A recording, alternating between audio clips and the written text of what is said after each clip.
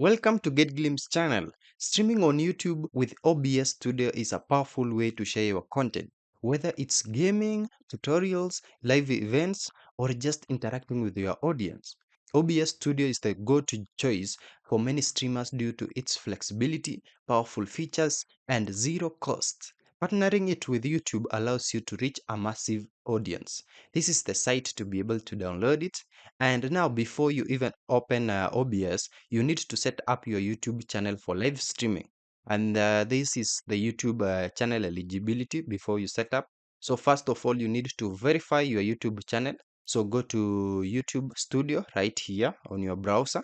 Once you are in here, just click on settings. Now go ahead and tap on channel and also click on feature eligibility. Ensure intermediate features are enabled. This requires also phone verification, and just make sure that you have your phone around and just confirm it on your phone.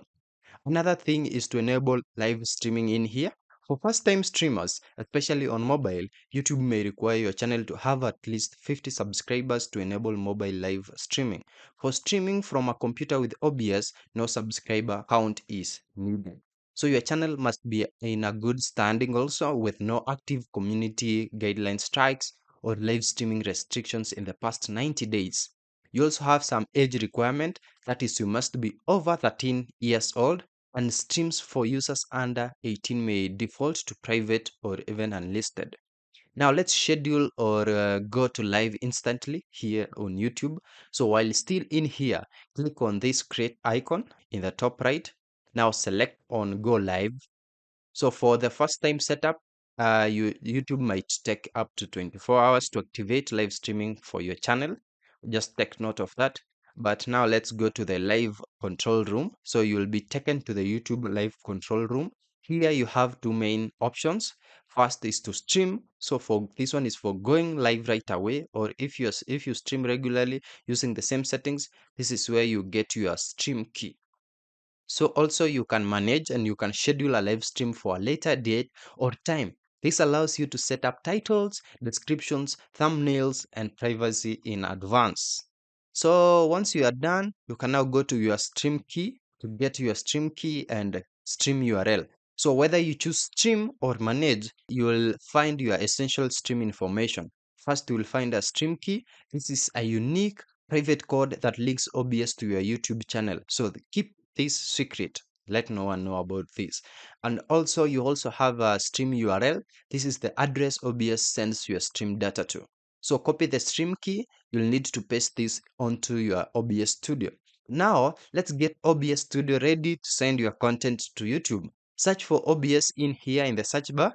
Now go ahead and click on open to get into it. Now let's connect OBS to YouTube. These are some stream settings we are going to set up. So in OBS Studio, go to Files and then click on Settings, or just click on Settings right here at the bottom like this. And then go ahead and click on the Stream tab. Now select YouTube RTMPS. This is the recommended secure protocol. And for the server, keep this on primary YouTube ingest server unless you have a specific reason to change it. And then for the stream key, you remember the stream key we copied on YouTube Studio? Just paste the stream key right here. Go ahead and click on apply and then OK. Configure output settings. These are bitrate and encoder. So in OBS settings, go to the output tab, and for the output mode, change this to advanced for more control. Now for the streaming tab, this is the encoder. So if you have a dedicated graphics card, that is either NVIDIA or AMD, just choose your hardware encoder. So for NVIDIA, like mine, choose NVIDIA NVENC H264. This offloads the encoding work from your CPU, leading to better performance.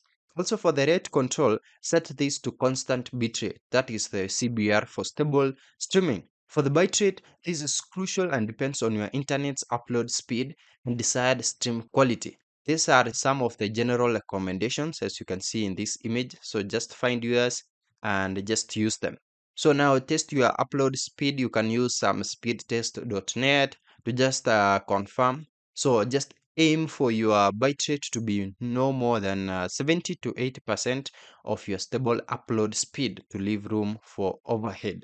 For the keyframe interval, set to 2 seconds. For the preset or quality or profile, this depends on your encoder and PC power. So start with quality or performance presets, and for times 264, a very fast or faster preset is usually a good balance. So for profile, use main or high. Click on apply once you have everything set up in here. Now let's configure some video settings. That's the resolution and frame per second. So in OBS settings, go to video tab. Now for the base resolution, set this to your monitor's native resolution, that is 1920 by 1080 or any other resolution on your monitor. This is what OBS will see. So for output resolution, this is the resolution your stream will be sent to YouTube at. So match this to your desired streaming resolution, 1920 by 1080 for 1080p, 1280 by 720 for 720p. For downscale filter, if your output resolution is lower than your base resolution, choose a good downscale filter. So you can choose by cubic, which is a good balance. And once you have everything set, for common FPS value, set this to 30 or 60 frames per second. So just match your bitrate choice and then click apply. And then we can also now add sources to your scene. This is where you build what your viewers will see and hear. So for the scenes, in the scenes dock that is bottom left, you'll start with one, and you can create multiple scenes. And then you can also, for sources, in the sources dock, click the plus button to add various elements. So display capture, this captures your entire monitor, so good for tutorials or showing your desktop. And then for game capture, this is Windows only. It's optimized for capturing games with better performance. Window capture captures a specific application window. Video capture device adds your webcam or mirrorless camera or other video input. Also for image, it adds logos. You can add overlays as well or background images. Text, add some custom text right in here. And then for the browser, you can embed even web pages, chat widgets, stream alerts, or donation goals. And then for audio input capture, you can add some specific microphones in here. And yeah, you can also arrange now and resize. You can drag, drop, resize, and layer your sources on the preview canvas to create your desired layout. And then the order of sources in the list matters. So sources higher in the list, yeah, on top of those below them. So let's go live now. So you can just preview your stream before going live. Make sure that everything looks good and sounds correct.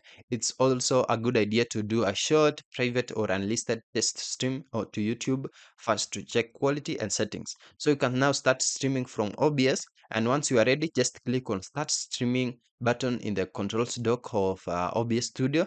OBS will now send your video and audio to YouTube. Go back to YouTube Live Control Room in your browser. Check the stream health indicator. If green, then that is good. So when you are satisfied, click Go Live button on YouTube and you are now live. You can now engage with your audience. Just monitor your live chat in YouTube Live Control Room or a separate browser source in OBS. When you are done, now click on End Stream in the YouTube Live Control Room and then click on Stop Streaming in OBS Studio. And these are some of the troubleshooting and advanced tips. First is the internet stability. A wired Ethernet connection is always better than Wi-Fi for streaming stability. You also have some CPU usage. If your stream is lagging, then check OBS status bar for CPU usage. High CPU usage can indicate your encoder or settings are too demanding, and adjust the bitrate resolution or encoder preset downloads. You also have a keyframe interval. Always set this to 2 seconds for YouTube. Audio sync. If audio and video are out of sync, right click the audio source in the audio mixer, go to advanced audio properties and adjust the sync offset for that source. Do some practice. You can do some private test streams to get comfortable with OBS and your setup before going live to a public audience. And yeah, you will be well on your way to sharing your passion with the world through YouTube live streaming. Thank you for watching. If this video was helpful, then please leave a like and subscribe to my channel for more videos like this.